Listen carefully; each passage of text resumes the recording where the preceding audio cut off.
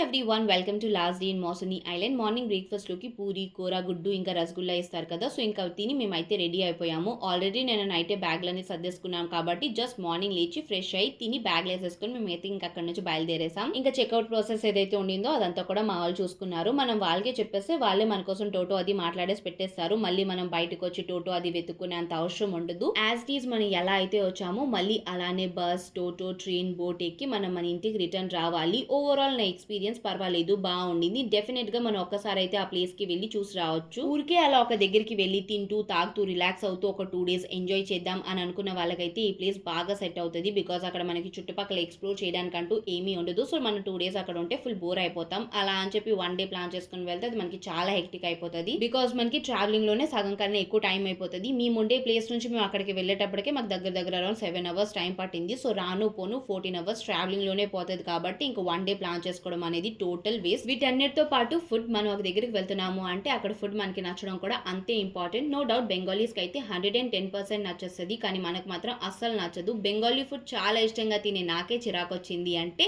ఇంకా నచ్చని వాళ్ళు వెళ్ళి ఆ ఫుడ్ తింటే దీనికన్నా నా హాస్టల్ ఫుడ్ చాలా బాగుంటది అని అంటారేమో. ఫైనలీ 7 అవర్స్ తర్వాత మౌసుని నుంచి మేమైతే కోల్కతా వచ్చేసాము. మళ్ళీ రేపటి నుంచి అదే ల్యాప్టాప్, అదే పని, అదే స్ట్రెస్ కంటిన్యూ చేయాలి. సరే మరి ఇంకుంటా, బాయ్ బాయ్.